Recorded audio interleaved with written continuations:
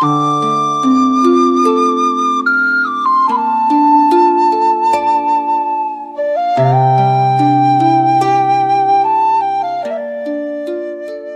bao giờ bạn nhìn thấy ai đó sống một cuộc đời tưởng chừng như được sắp đặt sẵn bởi may mắn, làm gì cũng hanh thông, gặp ai cũng được giúp đỡ, vấp ngã cũng có người đỡ, sóng gió đến mấy cũng vượt qua nhẹ nhàng.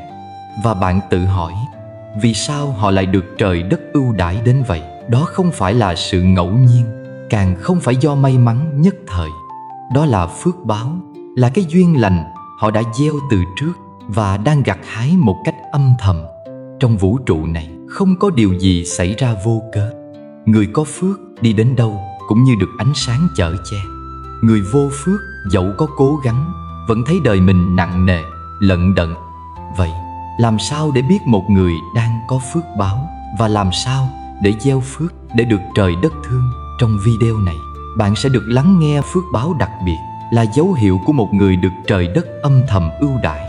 Không cần bói toán, không cần mê tín, chỉ cần nhìn lại chính mình. Bởi vì người có phước thật sự không cần cầu cũng có, không cần tìm cũng đến. Hãy cùng nhau chiêm nghiệm để hiểu rõ hơn về nghiệp lành mình đang có và biết cách vun bồi thêm mỗi ngày.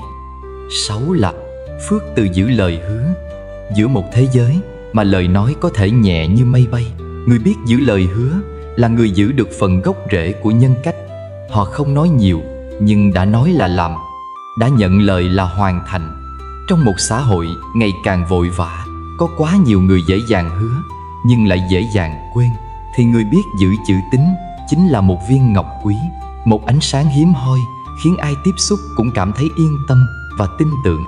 Có những người không cần nói hay không cần tỏ ra xuất chúng, nhưng chỉ cần ở họ có sự nhất quán giữa lời nói và hành động, thì tự nhiên sẽ được người khác kính trọng.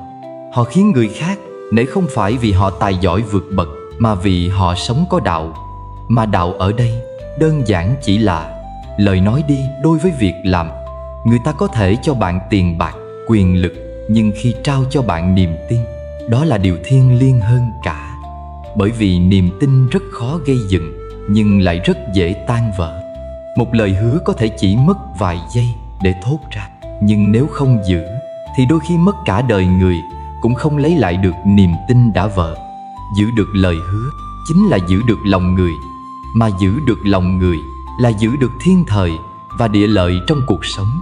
Từ ngàn xưa, ông bà ta đã dạy, nói lời phải giữ lấy lời, đừng như con bướm đậu rồi lại bay.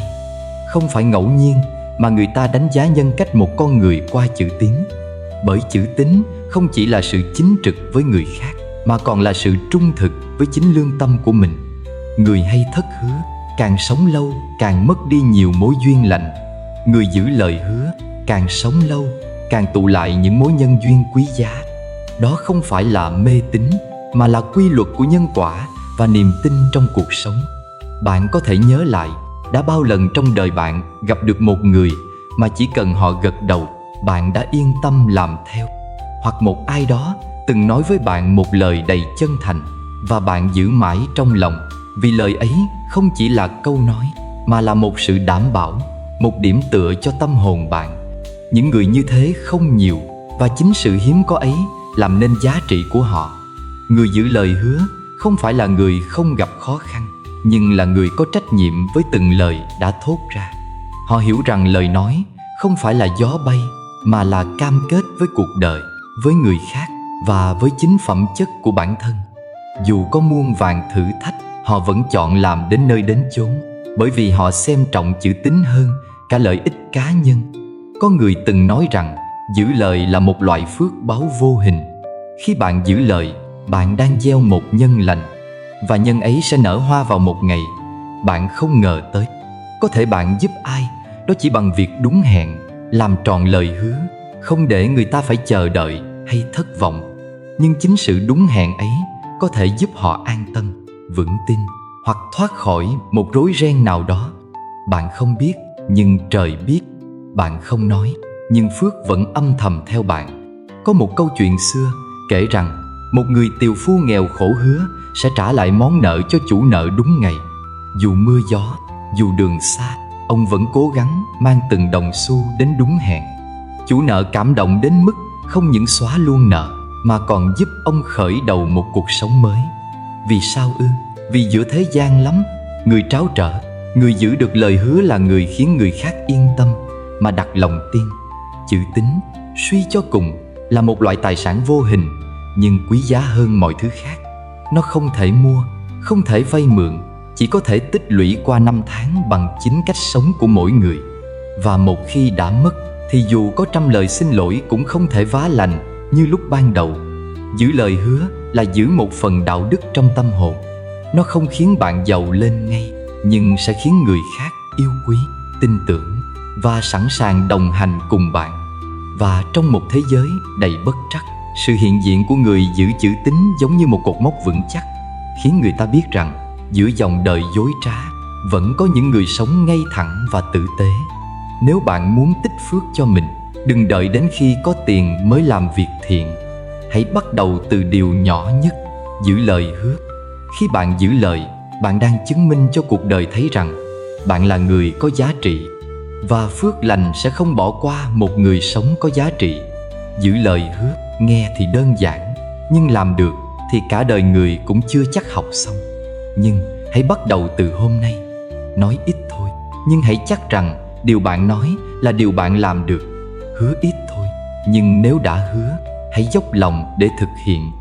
Vì mỗi lời hứa giữ trọn vẹn là một viên gạch xây nên cây cầu của lòng tin, là chiếc chìa khóa mở cửa những cơ hội không ngờ, là ánh sáng soi đường trong những lúc bạn cần được nâng đỡ nhất. Và rồi một ngày, khi bạn chẳng ngờ tới, phước từ chính lời hứa bạn từng giữ sẽ quay về, nhẹ nhàng, âm thầm nhưng ấm áp và đầy yêu thương. 7 là phước từ sống khiêm nhường. Có một loại người càng ở gần càng dễ chịu, không vì họ giỏi hơn người, mà vì họ không bao giờ thể hiện mình giỏi hơn ai. Họ không cần nói lớn, không cần lên tiếng tranh giành, chỉ cần một ánh nhìn, một nụ cười, một cách đối nhân xử thế giản dị cũng đủ khiến người ta cảm thấy dễ mến và nể phục. Đó là những người biết sống khiêm nhường. Khiêm nhường không phải là hạ thấp bản thân, càng không phải là sợ hãi hay né tránh. Khiêm nhường là biết mình là ai, biết đứng ở đâu, và biết rằng trên đời này còn vô vàn điều mình chưa biết. Người sống khiêm nhường là người đi qua cuộc đời nhẹ nhàng như một cơn gió, không làm ai tổn thương, không để lại ồn ào, nhưng lại để lại dư âm trong lòng người khác bằng sự tử tế và độ lượng. Người ta thường nói, cây càng cao thì gió càng mạnh, càng đứng trên cao càng dễ bị soi xét. Và nếu cái tôi quá lớn, nếu lòng tự kiêu quá nặng, thì chẳng khác gì cánh buồm căng gió, một cơn bão đến cũng đủ làm gãy đổ. Nhưng nếu biết khiêm tốn, biết cúi mình, biết lùi một bước, biết giữ sự thầm lặng đúng lúc, thì người đó mới thực sự là người vững chãi giữa phong ba. Có những người vừa có chút thành tựu đã vội lên mặt, vừa có chút hơn người đã vội nhìn người bằng nửa con mắt. Họ không biết rằng thứ ánh hào quang do mình tự thắp lên bằng kiêu mạn cũng chính là ngọn lửa thiêu đốt hết phước phần lẽ ra họ có thể gìn giữ lâu dài. Ngạo mạn là con dao hai lưỡi, cứ người khác một nhát rồi cũng sẽ quay về, cứ chính mình một nhát. Người càng kiêu càng dễ tổn thương, người càng khoe càng dễ mất. Đó là định luật của đời. Còn người khiêm nhường, họ không khoe mình, nhưng ai cũng biết họ có giá trị. Họ không cần chứng minh điều gì, vì cách sống của họ đã là một minh chứng. Họ làm được nhiều nhưng lại nói ít. Họ giúp đỡ người khác nhưng không bao giờ kể công. Họ tài giỏi nhưng vẫn luôn học hỏi như thể mình chưa biết gì. Chính vì vậy, họ được người khác mến yêu, tin tưởng và sẵn sàng nâng đỡ. Khiêm tốn là chiếc áo khoác đẹp nhất mà một con người có thể mặc. Nó không bao giờ lỗi thời và cũng không bao giờ khiến ta mất đi giá trị. Trái lại, người càng khiêm tốn, giá trị nội tâm của họ càng sâu sắc. Họ không cần phải nổi bật, vì ánh sáng từ bên trong họ đã đủ khiến người khác thấy được sự tử tế và cao quý. Thử nghĩ mà xem, bạn sẽ muốn làm bạn với ai? Một người luôn tỏ ra hơn bạn, luôn phô trương những gì họ có, hay một người luôn lắng nghe, luôn nhường nhịn, luôn nhẹ nhàng trong từng hành xử? Chắc chắn là người thứ hai. Vì người khiêm nhường khiến người khác cảm thấy an toàn. Họ không tạo áp lực, họ không so sánh, họ không làm bạn thấy mình thấp kém. Họ chỉ đơn giản là hiện diện một cách chân thành và không hơn thua. Có những bậc hiền nhân, dù có tri thức uyên bác, vẫn luôn nói lời nhẹ nhàng. Có những người lớn tuổi, từng trải qua bao thăng trầm, nhưng chưa bao giờ đem quá khứ ra để dạy đời ai. Họ hiểu rằng sự khiêm nhường là bài học mà ai học được sớm thì người đó sớm gặp an yên. Họ không khoe mình là ai, nhưng chỉ cần nhìn ánh mắt của họ, ai cũng biết người này từng trải, từng học, từng tu sửa rất nhiều. Người sống khiêm nhường thường không cần tranh cãi, vì họ hiểu rằng đôi khi sự im lặng lại là câu trả lời mạnh mẽ nhất. Họ không chạy theo lời khen, vì họ hiểu rằng khen chê vốn là gió thoảng. Họ sống trọn với hiện tại, với phẩm hạnh, với lòng biết ơn và sự thấu hiểu. Đó là lý do vì sao người khiêm nhường hay gặp được quý nhân. Vì quý nhân chỉ tìm đến những tâm hồn không kiêu căng. Vì phước báo không ghé lại những nơi ồn ào thị phi, mà chỉ ở lại nơi có lòng chân thật và tấm lòng biết hạ mình. Sống khiêm nhường không phải vì ta yếu, mà vì ta đủ mạnh để không cần thể hiện điều gì. Không cần ai công nhận nhưng vẫn sống tử tế. Không cần ai tung hô nhưng vẫn làm tốt việc của mình. Đó là một loại sức mạnh thầm lặng, mạnh đến mức có thể xoay chuyển cả vận mệnh mà người khác không hề hay biết. Và đôi khi phước không đến từ những gì lớn lao, mà đến từ cách ta cư xử hàng ngày. Một câu nói không khoe khoang, một hành động không khoa trương, một thái độ biết lùi lại để người khác được bước tới. Đó chính là sự tu dưỡng thầm lặng nhưng lại vô cùng sâu sắc. Hãy học cách sống khiêm nhường. Dù bạn có ở đâu, làm gì, có bao nhiêu thành tựu, thì cũng hãy nhớ rằng mặt đất là nơi vững chãi nhất, bởi nó luôn ở vị trí thấp nhất. Người sống biết mình là ai, luôn không quên vị trí xuất phát, luôn nhắc nhở mình không phải là trung tâm của vũ trụ, thì người đó mới thật sự hiểu được chữ phước. Phước từ khiêm nhường không phô trương. Nó giống như giọt sương động lại trên đầu lá, nhẹ tênh, trong suốt, nhưng chứa đựng cả vẻ đẹp dịu dàng của trời đất.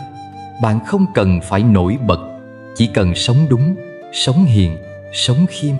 Và rồi, một ngày nào đó, khi nhìn lại, bạn sẽ thấy phước lành đã âm thầm theo bạn từ rất lâu, chỉ vì bạn chọn sống biết điều, sống biết mình và sống biết lùi một bước để nhường lại phần sáng cho người khác. 8 là phước từ tu tập giữ giới. Không phải ai mặc áo nâu sòng cũng thật sự là người tu, và cũng không phải ai giữa chợ đời bụi bặm cũng là người buông thả. Tu tập không nằm ở hình thức, mà nằm ở tâm, ở cách người ta sống mỗi ngày giữa đời thường ồn ào mà vẫn giữ được lòng an tịnh, miệng không nói ác, tâm không dao động, thân không làm điều sai. Giữ giới chính là cách tu cơ bản nhưng cao quý nhất, không phải để trở thành một người hoàn hảo, mà để trở thành một con người thật sự tử tế giữa nhân gian nhiều cám dỗ. Người biết giữ giới là người sống có giới hạn, có nguyên tắc, có ranh giới giữa điều thiện và điều ác. Họ không vì hoàn cảnh mà thay lòng, không vì lợi ích mà đánh đổi nhân cách, không vì sân si mà buông lời tổn hại, không vì giận dữ mà hành xử tàn nhẫn. Giữa đời có biết bao nhiêu cạm bẫy tinh vi. Đồng tiền có thể làm lóa mắt, danh vọng có thể làm lệch đường, tình cảm có thể khiến lòng người u mê. Nhưng người biết giữ giới giống như một chiếc thuyền đã cắm chặt mỏ neo vào đáy nước. Sóng lớn đến đâu, thuyền vẫn không trôi. Gió mạnh đến mấy, lòng vẫn không ngã. Tu không chỉ là tụng kinh, gõ mõ. Tu là tu sửa chính mình. Tu là rửa sạch lòng khỏi những thứ độc tố như tham lam, sân hận, ích kỷ, dối trá. Giữ giới chính là tự đặt cho mình một khuôn phép để không đi lạc, để không vì một phút hơn thua mà đánh mất những gì mình đã tích lũy cả đời. Người biết giữ giới không phải người yếu đuối, mà là người dũng cảm. Dũng cảm từ chối điều sai, dù nó rất hấp dẫn. Dũng cảm từ chối một lời nói dối, dù nó có thể cứu vãn một tình thế khó khăn. Dũng cảm đứng một mình với điều đúng, dù cả thế gian đi ngược.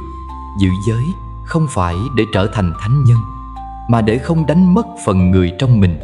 Có những giới rất nhỏ, Nhưng nếu buông bỏ sẽ khiến ta trượt dài.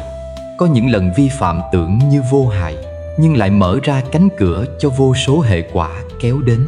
Giống như vết nứt nhỏ trên đê, nếu không bịt lại sẽ khiến cả dòng lũ ập về. Người sống giữ giới không cần cao giọng dạy ai điều gì. Chỉ cần họ im lặng làm đúng, thì ánh sáng từ đời sống của họ cũng đủ soi sáng những ai đang chao đảo. Họ là chốn bình an để người khác tìm về. Họ là gốc cây mát lành giữa trưa hè nóng nực. Họ sống thanh cao, không phải để hơn ai, mà là để mỗi đêm nhắm mắt ngủ yên, không dằn vặt, không ân hận.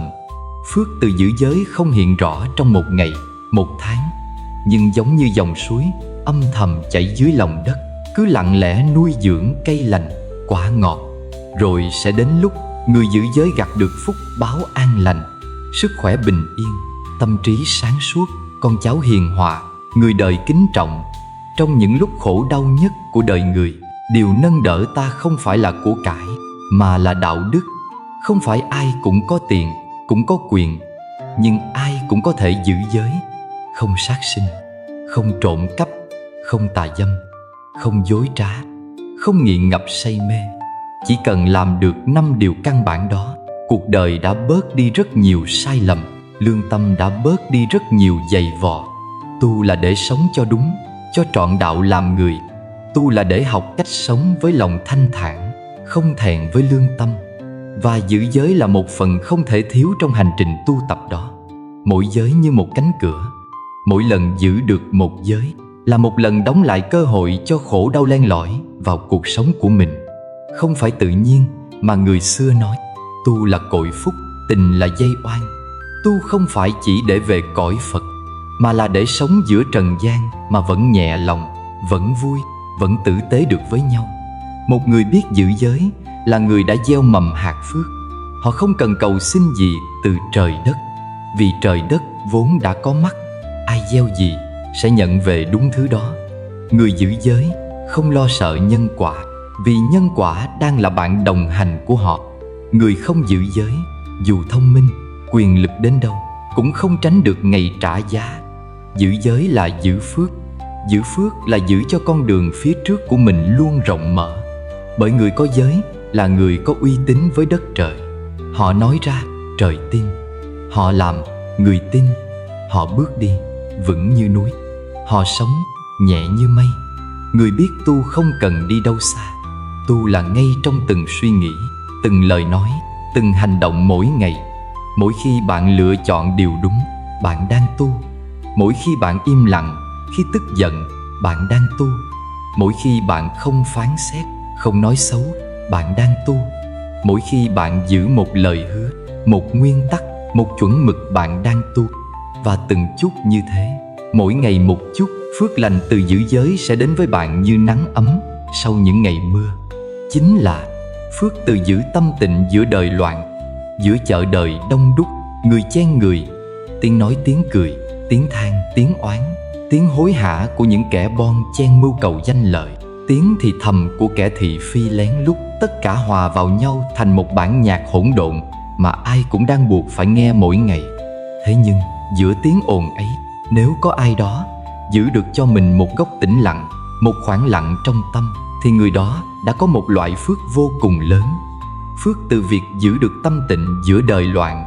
Tâm con người giống như mặt hồ, khi bị gió đời thổi qua là tham, là sân, là si, thì mặt hồ đó dậy sóng.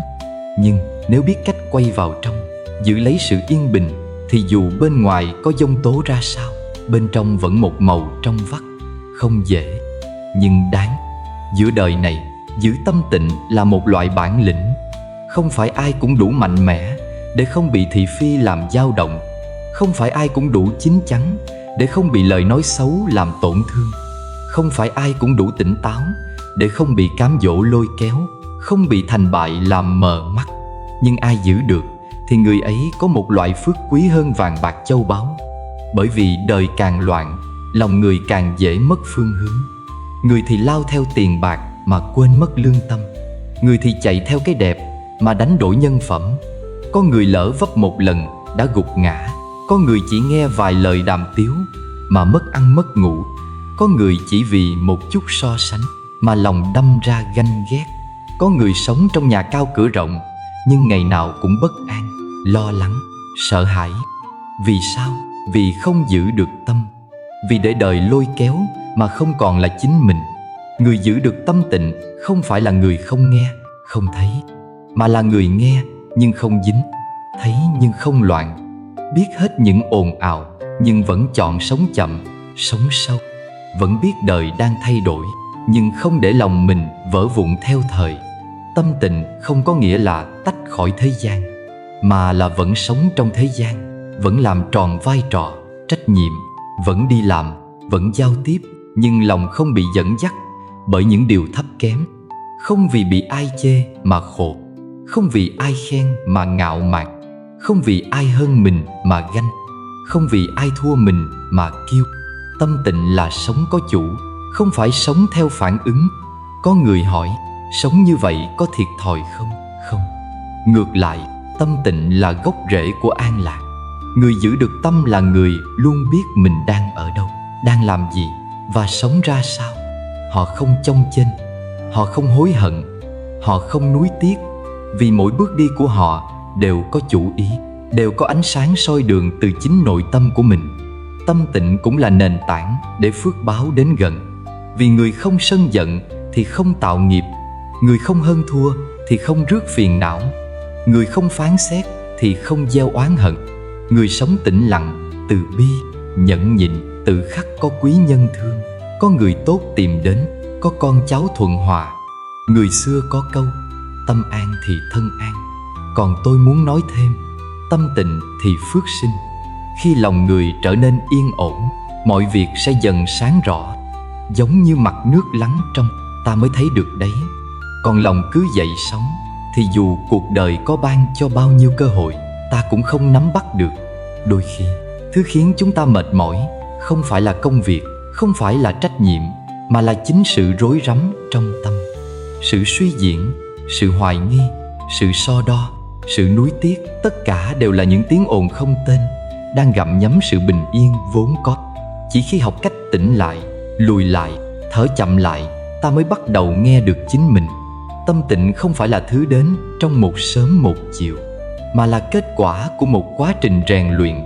Mỗi ngày tắt đi một chút sân si, gạt đi một chút hơn thua, buông xuống một chút oán trách, thêm một chút hiểu, một chút tha thứ, một chút buông xả. Lâu dần, tâm sẽ như đóa sen nở giữa bùn, mà không hôi tanh mùi bùn. Giữ được tâm tịnh, tự khắc thấy đời đẹp hơn. Người xấu cũng thấy đáng thương, người khó chịu cũng thấy đáng thông cảm. Việc đến thì đón nhận, việc đi thì mỉm cười. Không cưỡng cầu, không luyến tiếc, không nắm chặt quá điều gì. Vì người tâm tịnh hiểu rằng mọi thứ đến rồi sẽ đi. Giữ tâm là giữ lấy thứ vĩnh hằng duy nhất. Và đến một lúc nào đó, bạn sẽ hiểu, không cần phải tìm thiên đường ở đâu xa. Vì thiên đường chính là nơi lòng bạn thấy an. Khi bạn giữ được tâm trong lành, thì chỗ bạn ngồi cũng là thiền đường, nơi bạn sống cũng là tịnh độ. Người tâm tịnh thì đi đâu cũng mang theo ánh sáng, nhìn đời bằng đôi mắt thương, nói năng bằng từ ngữ nhẹ nhàng, hành xử bằng cái tâm lương thiện. Họ không cần dạy ai điều gì, nhưng ai tiếp xúc rồi cũng cảm thấy dễ chịu, cũng thấy được truyền cảm hứng. Giữ được tâm tịnh giữa đời loạn ấy là phước lành không ai ban tặng, mà tự mình tu dưỡng mới có. Và khi đã có thì không ai lấy mất được, bởi vì tâm an là gốc rễ của tất cả những gì quý giá nhất trong đời. Trí tuệ, đạo đức, lòng từ và cả niềm hạnh phúc thật sự. 10 là phước từ gieo nhân lành, không mỏi mệt. Có những người đi qua cuộc đời ta rất nhẹ, nhẹ đến mức ta không nhận ra sự hiện diện của họ. Họ không ồn ào, không khoa trương, không cần ai biết đến công lao mình đã làm. Nhưng nếu chịu dừng lại, nhìn thật sâu, ta sẽ thấy chính những con người ấy đang lặng thầm gieo rắc những hạt giống tử tế cho đời. Họ sống như những cơn gió mát, mát đến đâu, người ta thấy dễ chịu đến đó. Không ai nắm được gió, nhưng ai cũng nhớ gió từng đi qua. Gieo một nhân lành đôi khi chỉ là một cái nắm tay lúc người khác đang tuyệt vọng, là một lời hỏi han khi ai đó đang gục ngã giữa đời. là sự im lặng đầy hiểu biết khi người bên cạnh đang rối bời, là một hành động tử tế rất nhỏ nhưng chân thành. Những hạt giống bé xíu tưởng chừng chẳng đáng kể, nhưng khi gieo bằng tâm thì đất trời cũng nhận lấy và nuôi dưỡng. Có người gieo thiện nhưng mong kết quả sớm, làm xong một điều tốt thì nhìn quanh, chờ ai đó khen ngợi, chờ đợi trả công. Và khi không được như ý, họ buồn bực, thất vọng, thậm chí dừng lại. Nhưng cũng có những người, họ làm điều lành như hơi thở, tự nhiên, không ép buộc, không cầu mong. Họ chỉ làm vì lòng họ thấy đúng. Vì nếu không làm, họ sẽ thấy thiếu điều gì đó trong chính tâm mình. Phước báo của người biết gieo nhân lành không nằm ở chỗ người khác biết đến, mà nằm ở chỗ họ đã chọn đúng con đường. Họ biết rằng quả lành không đến ngay. Cây cũng cần thời gian để lớn, hạt cũng cần thời gian để nảy mầm. Chẳng ai gieo hôm nay mà mai gặt được, nhưng ai kiên trì gieo từng chút mỗi ngày thì mai kia sẽ đi giữa một khu vườn đầy hoa trái. Không sớm thì muộn, đất trời sẽ trả lại điều xứng đáng. Không phải trả bằng tiền bạc, mà trả bằng bình an, bằng niềm vui trong tâm, bằng những may mắn tưởng chừng vô cớ, bằng những con người tốt lành tự nhiên xuất hiện trong đời mình. Có người hỏi, gieo nhân lành giữa một thế gian đầy bon chen có lạc lõng không? Có, nhưng không vô ích. Gieo điều thiện trong một xã hội nhiều hơn thua, dối trá là hành động đi ngược dòng. Nhưng cũng chính vì vậy mà ánh sáng từ việc làm đó lại càng sáng rõ. Bạn không biết, nhưng có thể ai đó đang nhìn bạn mà lấy lại niềm tin. Có thể một hành động nhỏ của bạn khiến người khác học được cách sống tử tế. Có thể một hạt nhân lành bạn gieo hôm nay sẽ giúp đời người khác đổi hướng về phía tốt đẹp hơn. Và quan trọng nhất, chính bạn sẽ sống với một tâm hồn đầy ánh sáng. Thế giới này không cần thêm những con người vĩ đại, mà cần những con người nhỏ bé, biết sống tử tế mỗi ngày, biết nói lời thiện lành, biết giúp người khi có thể, biết im lặng đúng lúc, biết tha thứ khi cần, biết nhẫn nhịn để giữ cho lòng người được yên. Mỗi người chỉ cần làm phần việc nhỏ của mình với trọn tấm lòng thì thế gian này sẽ đổi khác. Hạt giống thiện không phân biệt lớn nhỏ. Một ly nước cho người khác cũng là phước. Một lần tha thứ cũng là phước. Một lời động viên cũng là phước. Mỗi hành động xuất phát từ tâm đều là ánh sáng. Có những người làm bao việc thiện mà không ai biết đến. Họ lặng lẽ giúp đỡ người nghèo. Họ âm thầm cưu mang những mảnh đời bất hạnh. Họ giúp người khác có công ăn việc làm. Họ khuyên bảo những tâm hồn lạc lối. Họ không lên mạng kể công. Họ không kể lại với bạn bè. Nhưng trời đất biết, và chính họ cũng biết rằng mình đang sống một đời có ý nghĩa. Bởi vì có một sự thật mà ai rồi cũng sẽ hiểu. Điều gì xuất phát từ trái tim thì sẽ chạm đến trái tim. Còn điều gì xuất phát từ toan tính thì chỉ là giao dịch. Người gieo nhân lành thật sự không mỏi mệt, vì họ không sống để được ngợi khen. Họ sống để lương tâm mình được bình yên. Họ không cần cả thế giới hiểu họ. Chỉ cần mỗi tối khi đặt lưng xuống, họ thấy nhẹ lòng. Có người từng nói, hãy làm điều đúng dù không ai thấy, vì đó là cách bạn giữ cho tâm hồn mình trong sạch. Không cần làm điều lớn lao, chỉ cần mỗi ngày bạn sống tốt hơn một chút. Gieo điều lành dù nhỏ, làm việc thiện dù chẳng ai hay, hành xử bằng từ tâm, nói lời nhẹ nhàng, góp phần xây dựng thay vì phá hủy. Mỗi ngày một ít thì cả đời sẽ là một bài thơ đẹp. Và đó chính là phước. Một loại phước không ai lấy mất được, không phụ thuộc vào tiền bạc, địa vị, bằng cấp, mà phụ thuộc vào cái tâm bạn sống. Gieo nhân lành không mỏi mệt là một hành trình, nhưng cũng là đích đến.